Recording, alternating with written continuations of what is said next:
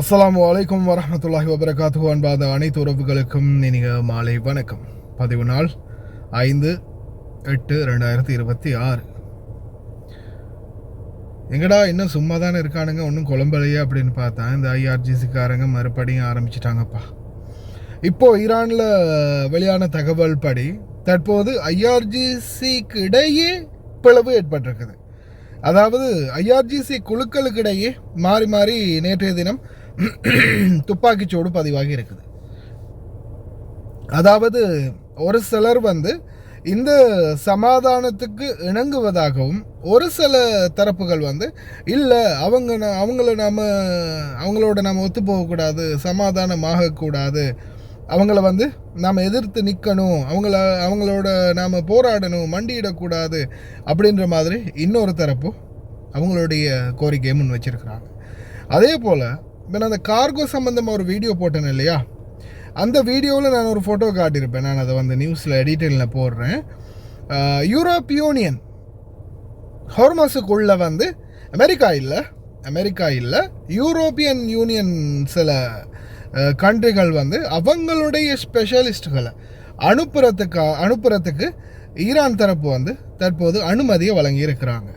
இந்த பேச்சுவார்த்தையினுடைய ஒரு அங்கத்தில், அதாவது அமெரிக்கா உள்ளே வரக்கூடாது, யூரோப்பியன் யூனியனுடைய ஒரு கம்யூனிட்டி உள்ள இவங்களோட ஐஆர்ஜிசியோட இணைந்து ஹார்மஸில் இருக்கக்கூடிய கடல் கனிவடிகளை அகற்றுறதுக்கான முயற்சிகளுக்கு உதவலாம் அப்படின்ற அப்ரூவலை வழங்கி இருக்கிறாங்க. இந்த அப்ரூவல் ஒரு பக்கம்னா, இன்னொரு பக்கம் பார்த்தீங்கன்னா அல் ஜரீதாவில் கன்ஃபார்ம் பண்ணியிருக்காங்க. ராய்ட்டர்ஸுடைய தகவல் படி navigational route in strait of Hormuz under the Iranian Omani supervisor. அதாவது கிட்டத்தட்ட ஒரு 2 மாதங்களுக்கு எந்த ஒரு கட்டணமும் அறவிடப்படாமல் ஸ்ட்ரைட் ஆஃப் ஹார்மஸ் வழியாக ஃப்ரீ நேவிகேஷனை ஈரானும் ஒமானும் இணைந்து இதை நடைமுறைப்படுத்துகிறாங்க இல்லையா, ஃப்ரீ ஆஃப் நேவிகேஷனை கொடுக்கணும்.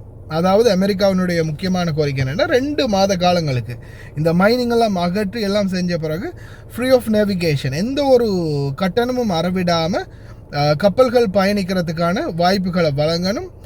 இந்த 2 மாத காலகட்டத்துக்குள்ள சரியான முறையில் எந்த ஒரு பிரச்சனையும் இல்லாமல் அனைத்து கப்பல்களும் போய் வரக்கூடிய சாத்தியக்கூறுகள் நிலவுவதாக இருந்தால், ஸ்ட்ரைட் ஆஃப் ஹார்மஸில் அமைதியான சூழல்கள் நிலவுவதாக இருந்தால், நிச்சயமாக இதன் பிறகு ஈரானுடனான எந்த ஒரு சண்டையுமே இருக்காது அப்படின்ற மாதிரி அமெரிக்க தரப்பு சொல்லியிருக்கிறாங்க.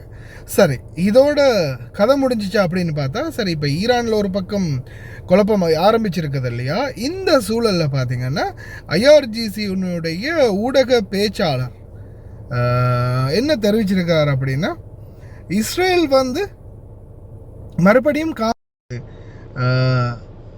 the first time the Iranian Islamic Revolutionary Guard Corps issued warning message to Israel settlers in Hebrew.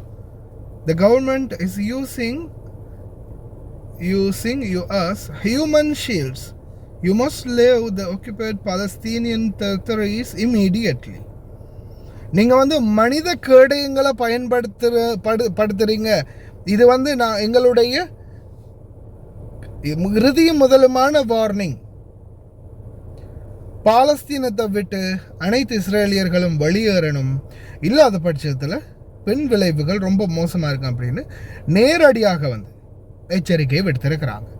அதே போல் இதற்கு பெஞ்சமின் நெத்தன்யாகு சும்மா இருப்பானா, அவருடைய அறிக்கை என்னென்னு பார்த்தீங்கன்னா, occupations prime minister, we will not withdraw from Gaza before Hamas is completely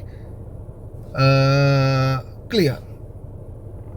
அதாவது Hamas அங்கே முடிவு அடையும் வரைக்கும், அதாவது ஹமாஸ் இல்லாதொழிக்கும் வரைக்கும் நாங்கள் ஒருபோதும் வித்ட்ரா பண்ண மாட்டோம் காசா விட்டு அப்படின்ற எச்சரிக்கையை யார் விடுத்திருக்கிறா? இஸ்ரேலிய பிரைம் மினிஸ்டர் பெஞ்சமின் நெத்தன்யாகு. நாங்கடா மாறி மாறி இதுக்கு ஏதாவது ஒன்று பஞ்சாயத்தை இழுத்துக்கிட்டே இருக்கிறீங்களே அப்படின்ற மாதிரி தான் நிலைமை போயிட்டுருக்குது. நிலவரம் மீண்டும் கலவரத்தில் ஆரம்பிச்சிருக்குது. அதுவும் குறிப்பாக அந்த ஈரானுக்குள்ள ரெண்டு குரூப் இல்லைப்பா, ஒரே ஒரு குரூப் தான். அதாவது இவங்க தான் ஐஆர்ஜிசி தான். ஆனால் அதுக்குள்ள ஒரு சிலர் வந்து ஏற்றுக்கொள்கிறாங்க. சரி ஓகேப்பா, அமைதியாக போவோம், அமைதி பேச்சுவார்த்தைக்கு உடன்படுவோம், ஹார்மஸுக்கு நாமளும் திறக்க வழிவிடுவோம் அப்படின்னு ஒரு பக்கம் ஒரு குழு பேசிக்கிட்டு இருக்குது. இன்னொரு பக்கம் இல்லை அப்படியெல்லாம் போக முடியாது, நம்ம தலைவரை கொண்டிருக்கானுங்க, பிள்ளைங்களை கொண்டிருக்கானுங்க, நம்ம நாட்டை அழிச்சிருக்கானுங்க, அவ்வளோ பிரச்சனை, இதெல்லாம் வந்து நம்ம மன்னிக்கக்கூடாது, இதெல்லாம் விட்டக்கூடாது, அமெரிக்காக்காரனுக்கு நம்ம அடிபணியக்கூடாது அப்படின்ற மாதிரி இன்னொரு பக்கம் இன்னொரு குழு. ஒரே தரப்புக்குள்ள பிரிவினை ஏற்பட்டிருக்குது. இதற்கும் யாரோடையாவது சதியா என்னன்னு தெரியலை. ஏன்னா உள்ளுக்குள்ளே என்னைய சொல்லுவாங்களே, செஞ்சு விட்டுட்டு கூத்து பார்க்குறது வந்து அமெரிக்காவுக்கு ரொம்ப பிடிக்கும். பிரச்சனையை வந்து மூட்டி விட்டுட்டு கூத்து பார்க்குறது ரொம்ப பிடிக்கும். அந்த செயல்பாடுகளாக என்ன ஏதுன்னு தெரியலை, பார்ப்போம். ஆனால் இஸ்ரேல் பாலஸ்தீன் இந்த பிரச்சனை தான் இன்னும் ஒரு முடிவுக்கு வராத நிலைமையில் இருக்குது. அது முடிவுக்கு வராத வரைக்கும் இந்த மிடில் ஈஸ்டில் யுத்தம் என்பது முடிவுக்கு வராது அப்படின்றத ஐஆர்ஜிசி அறிவிச்சிருக்கிறாங்க. சரி மக்களே, சிந்தித்து செயல்படுவோம், நம்மளும் கவனமாக இருப்போம். உழைக்க வந்த நாடு, உழைக்க வந்த நாம் பாதுகாப்பாக இருந்துட்டு போயிடுவோம். கவனமாக இருங்க, பிரார்த்தனை பண்ணுங்க விரைவில் யுத்தம் முடியட்டும் அப்படின்னு. تتحدث عن تفاهمات أولية تتصل بأمن الملاحة واحتواء التهديد النووي، بينما تؤكد طهران أن أي انفراج يظل رهين توقف الضغوط الأمريكية، وأن التفاهم مع عمان لا يعني إعادة فتح المضيق بصورة كاملة. وفي موازاة ذلك أبقت القيادة المركزية الأمريكية الحصار البحري على إيران في رسالة تعكس تمسك واشنطن بأوراق الضغط وعدم فصل أدوات الردع عن مسار التفاوض. المشهد الأوسع حتى الآن لا يشي بانحسار الأزمة بقدر ما يعكس انتقالها إلى مرحلة أكثر تعقيدا تتداخل فيها الرسائل العسكرية مع التحركات الدبلوماسية. فإرجاء الضربة الأمريكية لا يعني إسدال الستار على المواجهة، بل تأجيلها رهنا بما ستسفر عنه الاتصالات المرتقبة في وقت تواصل فيه طهران تحركاتها السياسية والإقليمية. كان آخرها تلقي دعوة رسمية لزيارة باكستان. وبعد 156 يوما من الحرب تدخل المواجهة بين واشنطن وطهران مسارا من المناورات السياسية، فيما يواصل الطرفان إدارة صراع النفوذ تحت سقف التصعيد بانتظار ما ستؤول إليه المرحلة المقبلة.